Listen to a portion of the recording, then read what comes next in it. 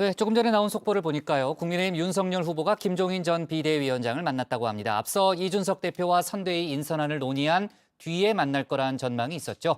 이 대표와의 협의는 전화로 가름하기도 하고 곧바로 김 전 위원장을 찾았다고 합니다. 자, 이런 가운데 윤석열 후보는 중도 확장에도 나섰는데 김한길 전 새정치민주연합 대표를 영입한다는 소식도 들어왔습니다. 관련 내용을 조익신 멘토가 정리했습니다.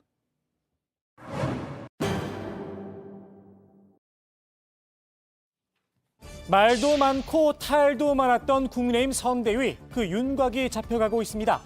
총괄, 상임, 공동, 3단계 선대위원장 체제로 꾸려지는데요. 이변이 없는 한 원톱인 총괄 선대위원장은 김종인 전 비대위원장이 유력하다는 게 정론입니다. 다만 다른 자리들은 아직 유동적이라고 하는데요. 하마평이 무성하게 흘러나오고 있지만 발표가 나기 전까진 확정된 건 아니란 겁니다.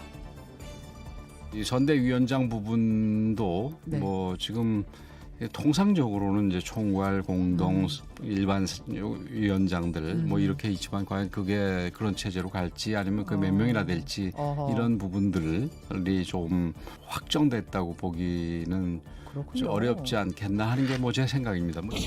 전체 선대위 전체를 두고 새로 만들어가는 것이고 보통의 경우는 이미 그 직제가 있지 않습니까? 네. 거기에 누구를 포함시키느냐의 문제인데 이 경우는 그게 아니라 직제 자체를 만들어가는 것이니까 조금 조율하는 과정이 길어질 겁니다.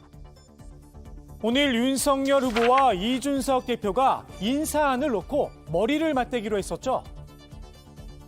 내일 윤석열 후보와 제가 상의를 하도록 되어 있고요. 그 이후에 저희가 그런 성안된 것을 가지고 김종인 위원장님과 최종적인 상의를 아마 할 수도 있을 것 같습니다. 윤석열 후보, 이 대표와 만남은 전화로 가름하기로 하고 곧바로 김종인 전 비대위원장을 찾았습니다. 지난번 이 대표와 만남에서 의견을 한 차례 나눴었죠. 오늘 특별히 나눌 말이 없어 이 대표와 만남은 건너 뛰었다는 겁니다. 관심은 윤 후보와 김 전 위원장이 벌인 담판 내용인데요. 이 대표는 다른 당에 기준하는 1차 인선 수준은 다 된 거 아닌가 싶다고 밝혔습니다. 두 사람 사이에 큰 이견은 없었던 듯합니다. 김 전 위원장의 합류, 이젠 상수가 된 듯하지만 아직도 비토 의견은 여전하죠. 이젠 김종인 저격수라고 해야 할까요? 이재호 고문 또다시 김 전 위원장을 정조준했습니다. 이른바 김종인 전권론을 정면으로 맞받은 겁니다. 김종인 위원장이 과거에 전권을 부여받았던 상황에서는 굉장히 좋은 성과들을 냈었고요. 가장 대표적인 게 이번에 서울시장 보궐선거겠죠. 박근혜 대통령 다 되게 돼 있었는데 뭘 문재인 대통령도 되게 돼 있었는데 오세훈 시장도 안철수하고 후보 단일화 무조건 되게 돼 있었는데 그걸 무슨 김종인 위원장의 역할이라고 생각하느냐. 그거는 될 자리에 자기가 서 있는 것뿐이지 이렇게 말하는 사람도 있거든요. 굳이 이런 쓸데없는 소리도 함께 전했습니다. 지금 정치권의 가장 큰 자리 사냥꾼은 김종인이고 가장 큰 하이에나는 김종인이다. 이렇게 이야기하는 사람이 있어요. 흥분해갖고. 그러니까 쓸데없는 소리 하지 마라. 그 어른인데 그런 나이 80 넘은 어른인데 무슨 쓸데없는 소리 하냐고. 반면 김재원 최고위원의 생각은 조금 다릅니다. 오히려 김 전 위원장의 역할이 꼭 필요하다고 옹호했는데요. 한마디로 윤 후보가 이제 막 정치를 시작한 입당한 지 3개월밖에 안 된 초보라는 점을 감안해야 한다는 겁니다. 김종인 위원장이나 이준석 대표 역할이 훨씬 더 필요한 시점입니다. 박근혜 후보 자체가 워낙 또 그 장악력도 있고 카리스마도 있고 해서 강하고 보였죠, 굉장히. 그리고 그때 당시에는 뭐 보수 우파 진영 전체의 대표였기 때문에 지금과 같은 이런 뭐 의견 조율 절차가 필요하지 않았었거든요. 김 전 위원장이 특유의 지도력과 판단력으로 가르마를 좀 타줄 필요가 있다는 건데요. 김 전 위원장의 이 역할, 결국 분열의 씨앗이 될 수도 있다는 분석도 있죠. 후보나 후보 가까운 사람들하고 의견 충돌이 있을 때 그럴 때 후보가 결정하느냐 이때 위원장이 결정하느냐 이게 이제 매일매일 붙일 수 있는 분들이니까 매일매일 그런 경우는 제가 근데 공장장님은 이제 다 포기하시고 이제 그 정도 수준으로 이제 우리 당이 좀 잘못되길 바라시네요. 보니까 많이 포기하신 것 같아요. 윤석열 후보 선대위의 구성 원칙을 설명하며 당 밖의 인사들 이야기를 꺼냈었는데요. 국민의힘 당 중심의 선대위 체제다.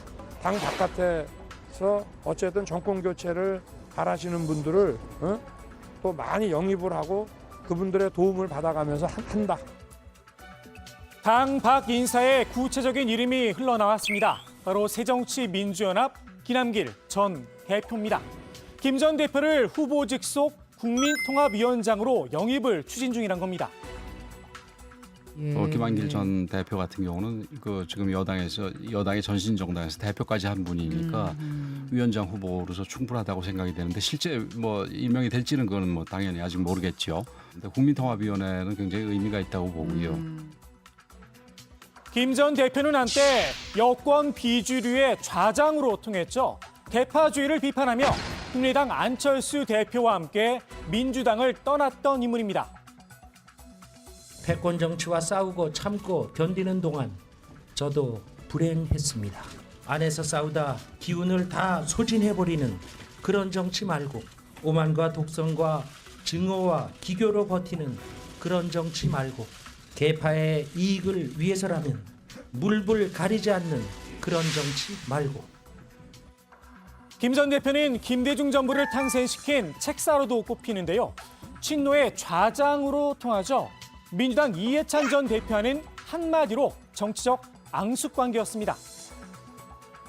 저 이해찬이가 두렵기 때문입니다. 이해찬이 당대표가 되면 자기들 마음대로 공격하기가 어렵기 때문입니다. 우리 당의 대선 후보를 온몸으로 지키는 방패막이가 되겠습니다. 노무현 그분은 지역주의 극복하자고 평생을 싸웠는데 당대표는 충청도가 원내대표는 호남이라는 지역주의 정치하고 그분은 권위주의와 맞서서 맞짱을 떠왔는데 패권적 개파 정치로 국회의원과 대의원들을 줄 세우게 하는 정치. 김 전 대표의 영입, 윤 후보 입장에선 중도 확정에 신호탄을 쏜 건데요. 윤 후보가 김 전 대표의 진보적인 성향까지 소화해낼 수 있을지는 조금 의문입니다. 과거 기독교계의 반대를 무릅쓰고 차별금지법 발의에 나섰던 게 바로 김 전 대표입니다. 일간지에 막 전면 광고, 그리고 법안 공동 발의한 의원들 명단, 우리 집 앞에 막 모여서 막 농성하고 저 국회의원은 반드시 떨어뜨려야 된다. 우리 교회의 적이다. 이런 식으로 하니까. 윤 후보는 김영희 전 MBC 부사장도 영입을 추진 중이라고 하는데요. 김 전 부사장, 한때 쌀집 아저씨로 유명세를 탔죠. 나는 가수다, 느낌표 등 수많은 예능 프로그램을 성공시킨 PD 출신입니다. 이른바 정치 예능의 시초도 김 전 부사장인데요. 아마 이경규가 간다 DJ 편 지금도 기억하시는 분들 많으실 겁니다. 김대중 전 대통령의 투사 이미지를 벗겨냈는데 크게 일조를 했는데요. 이경규 씨와 김 전 대통령의 티키타카, 여기에 김 전 대통령 특유의 유머 감각이 빛을 발했죠. 알고 보면 부드러운 남자, 알부남 DJ를 새롭게 각인시키는 계기가 됐었습니다. 윤 후보, 쩍벌남 논란에 거드름이 묻어난다는 걸음걸이 때문에 이른바 꼰대 이미지가 강하죠. 특히 2030 세대의 거부감이 강한 편인데요. 김 전 부사장, 윤 후보도 새롭게 변신시킬 수 있을지 궁금하긴 합니다. 참고로 윤 후보의 걸음걸이는 집안 내력이라고 하죠. 그때도 걸음걸이가 지금하고 똑같았다. 예. 지금 제가 기억하기에 대학생 때도 체격도 약간 살이 있고 그런 편이고 뭐 행동 그럼 누구나 다 이게 어렸을 때 행동이 크게 변하지는 않는 것 같아요. 어렸을 때부터 몸에 밴 행동 쉽게 고쳐질까 싶기도 합니다. 오늘의 톡쏘는 한마디, 민주당의 촌평으로 정리합니다. 윤석열 후보는 저도 어제 이제 뭐 그 야구나 이렇게 봤는데 그 자리에서도 뭐 다리 이렇게 쫙 벌리고 있더라고요.